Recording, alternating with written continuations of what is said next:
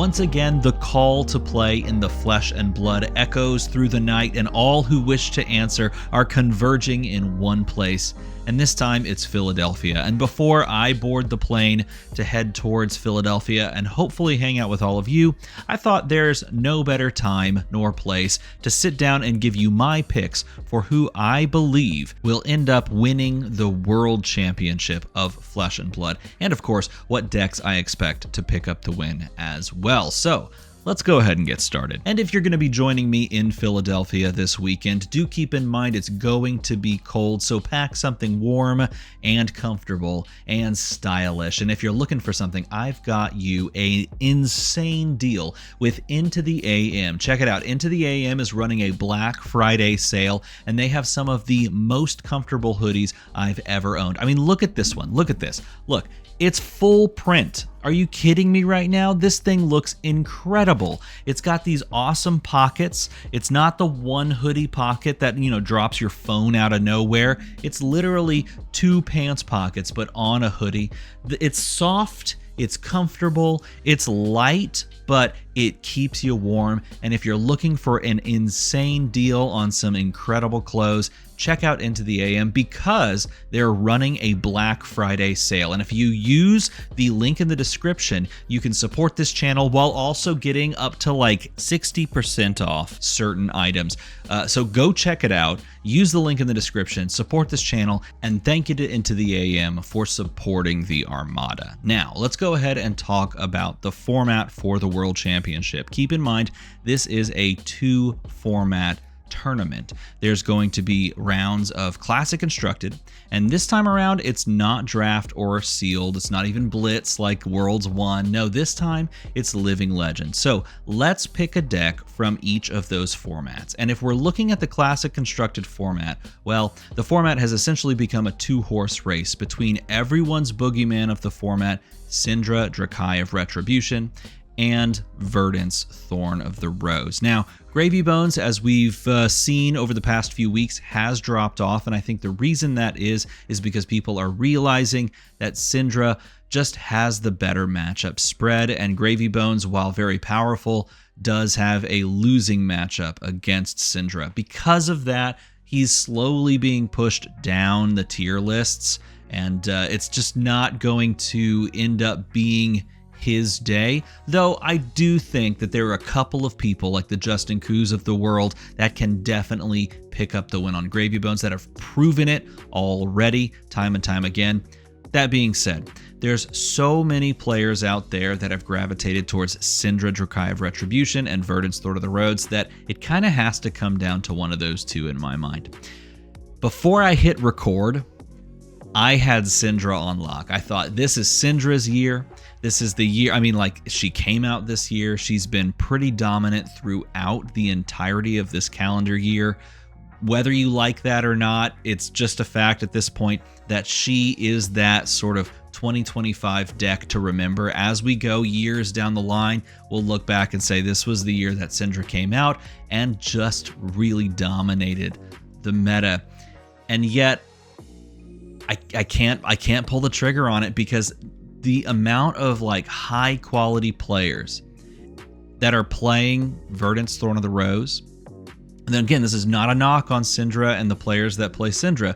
It's just I see players gravitate towards Verdant's, and I see the power and the tools at the disposal of a hero like an Elemental Wizard, like your Icelanders of old who won Worlds 1, in the hands of Michael Hamilton.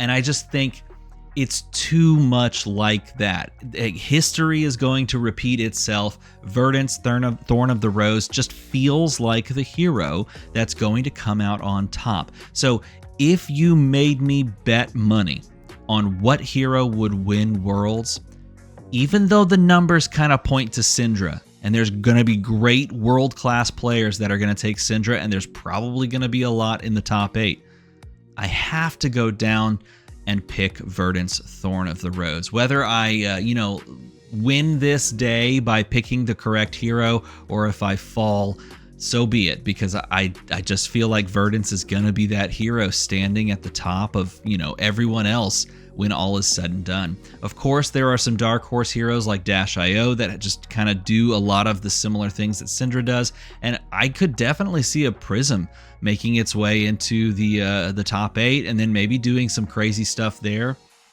It just feels like if I had to go with one, it's got to be Verdant's Thorn of the Rose. But the predictions don't just stop there, because this is, as I said before, a split format tournament, meaning that we have Classic Constructed half of the time, and the other half of the time, it's Living Legend. So let's make a prediction about Living Legend. And this is a format that has gone through its ups and downs. Trust me, I've been there along for the ride as the format has gone up and down. But the most recent bannings and the most recent restrictions have started to turn the corner on this format. People are, as they're testing it deeper, are changing their tune a little bit on certain social media platforms.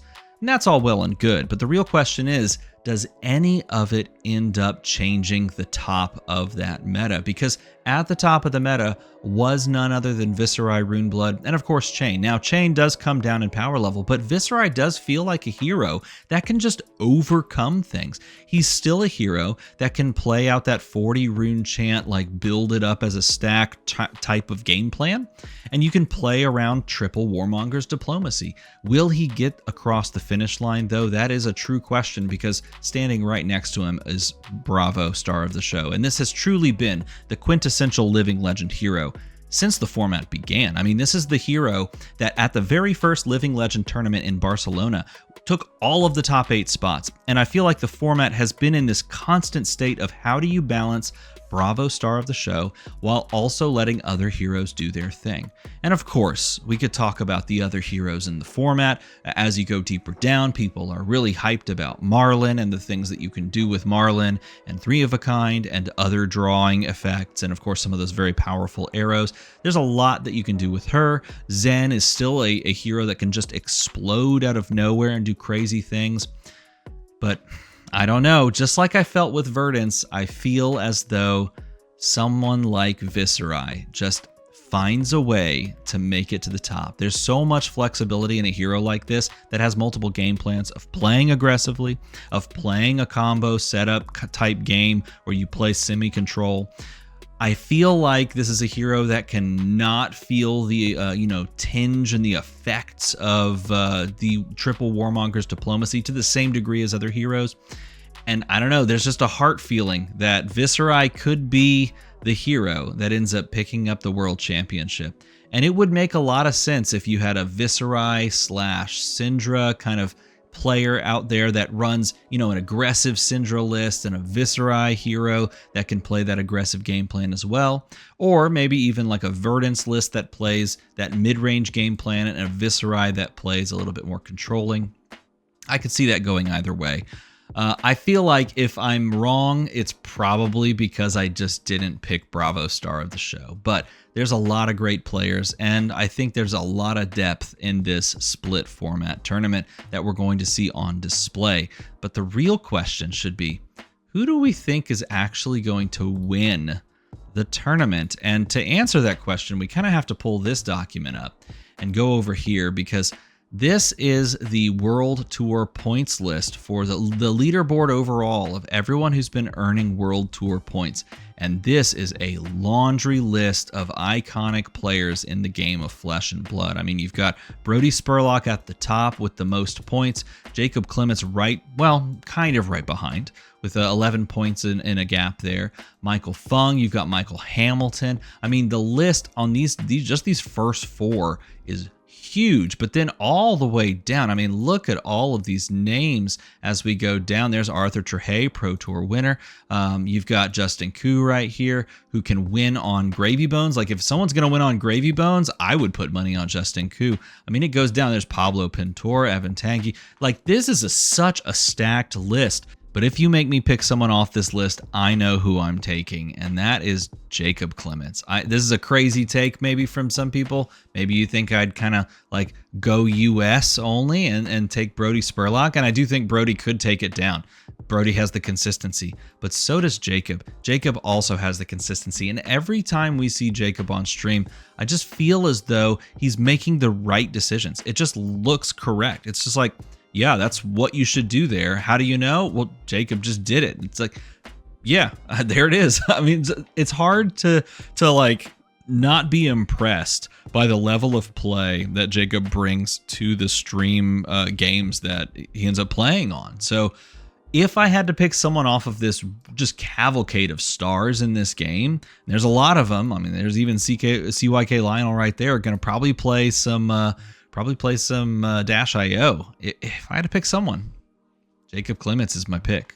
So that's who I have. I have those heroes. I have Jacob Clements. Who do you have? Leave a comment down below. I really want to hear from you. It is almost Worlds. We're almost there, and we're going to have a grand old time. Now, do keep in mind, I'm going to be doing a lot this weekend. We're going to be doing some streaming. I'm going to try to stream the keynote for you, and hopefully I can get some good audio so that you can hear it well, and we can get a good angle for the video. I will throw that up on the stream, on the channel here, and we'll also get a lot of interviews and just have some fun with a lot of players around the event hall. So if that's something you're interested in, make the number. Go to the other number, and as always, everybody, thanks for watching.